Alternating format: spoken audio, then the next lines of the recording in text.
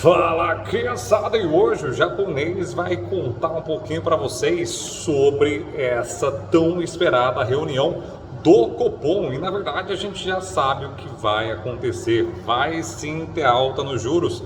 E aí agora fica a ansiedade em relação ao pós, na verdade, a sinalização do Copomzinho do Banco Central, para onde vai a taxa de juros, porque isso aí influencia 100% na taxa de juros futura, e a curva ou vai para cima ou vai para baixo. A gente tem aqui para a taxa de juros a tendência nessa que o Copom que a gente está interessado, se é Dovish, que é pombão, que é para baixo, na verdade, para baixo, ou Rockwich, que é a para cima, na verdade. Então, basicamente, a gente tem essas duas também referências animais. E o que a gente está esperando é sim que venha uma tendência mais ainda agressiva na elevação de taxa de juros.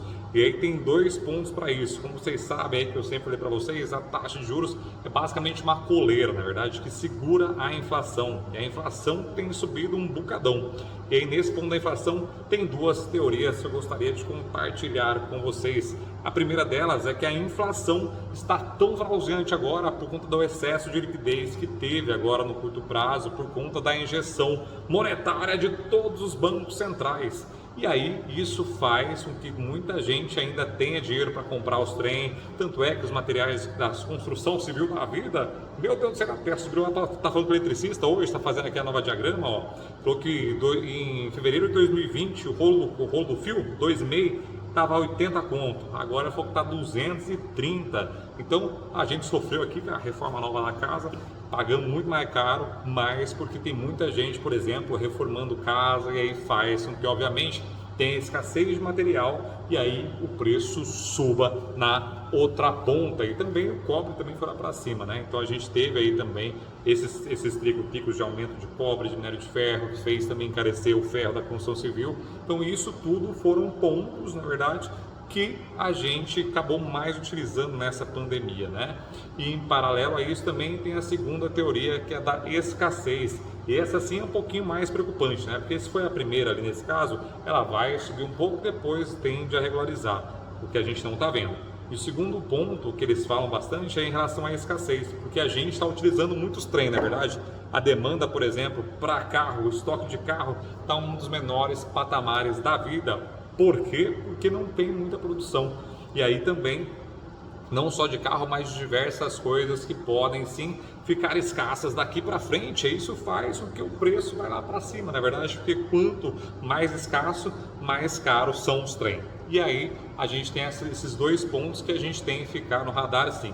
E aí você fala, mas Japão, o que tem isso a ver aí com esse aumento da Selic, né? Então esse aumento da Selic deve levar a taxa Selic para zero em 75 pontos base points, e aí a Selic deve chegar a 3,5 ainda esse ano. E para o final do ano, o XP está prevendo que chegue a 5% ainda. Então é essa aí que a gente quer ver, sim, se vai chegar de fato ou vai até passar. Porque até então o Roberto Campos Neto tinha falado exatamente que vai fazer essa elevação parcial. Então meteu o 0,75 na cara para assustar o povo.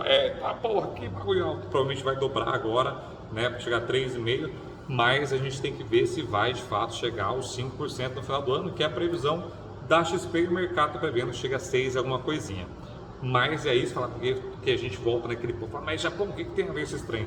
A gente tem aqui no Brasil uma cicatriz, a gente tem muito medo de inflação, na verdade, porque a gente veio de superinflação na outra década, então é uma loucura só, a gente ainda fica apavorado quando vê uma inflação desse tamanho, e aí o governo tem que usar a taxa Selic para controlar a inflação, como eu falei para vocês. Só que à medida que aumenta a Selic, a tendência das pessoas é migrarem da renda variável para a renda fixa, porque aí não tem tanta mais vantagem de você operar na bolsa, por exemplo. E aí o que acontece também com as empresas na parte empresarial é que o aumento da dívida, por exemplo, de empresas que tomam muito dinheiro para poder crescer, principalmente empresas de crescimento, vão lá para cima, e aí obviamente seus lucros caem, e aí a bolsa também pode ter essa correção. E o segundo ponto, por exemplo, nos Estados Unidos, que aconteceu recentemente é que a inflação deu uma bela empinada, agora deu uma tranquilizada. O Banco Central tinha sinalizado que talvez poderia subir juros por conta disso. Hoje já mudou esse discurso. Jerome Powell e a Janet já falaram exatamente que vão manter a taxa de juros lá paradinha, porque precisa aquecer a economia. Na verdade, taxa de juros lá nos Estados Unidos, no Japão, por exemplo, não é baixa porque o pessoal acha bonito, que são bonzão. É porque os países estão com uma série de dificuldades de crescimento, na verdade. Para isso conseguem manter a taxa de juros lá embaixo. Porém, o Brasil também se encontra numa posição que não é necessariamente dos grandes países. Na verdade, a gente é emergente e a gente sim fica muito atrativo quando a taxa de juros está mais alta. Aí o pessoal vem e compra juros do Brasil, e hoje o que a gente tem é que, por exemplo, o México é muito mais atrativo e Colômbia também do que o Brasil, porque a taxa de juros lá está muito mais alta. E aí vem um fluxo estrangeiro para cá também, na verdade, para poder colocar dinheiro para dentro e comprar de título da dívida do Brasil, por exemplo. Então, o Brasil a gente espera assim que venha aí 0,75 de taxa de juros, de alta de juros. Na verdade, estou fazendo um vídeo um pouquinho antes, mas deve 99% que deve vir 0,75 para vocês.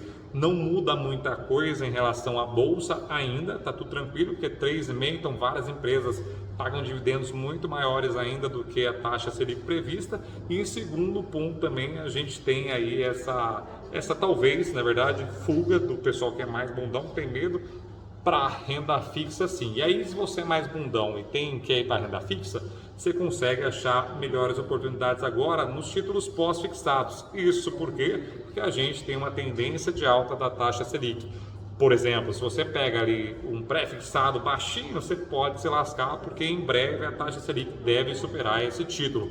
Por exemplo, títulos de 6%, que é o Tesouro Direto pré-fixado, está pagando hoje. Então, provavelmente no ano que vem, no começo do ano que vem, já deve passar essa taxa, aí você vai ficar tristão, na verdade. Então, hoje procurem títulos relacionados aos pós-fixados, na verdade. Então, 120 do CDI, 130 do CDI, ou também CDI+, que é uma taxa pré-fixada e uma pós-junta, que vai te pagar uma taxa pré-fixada.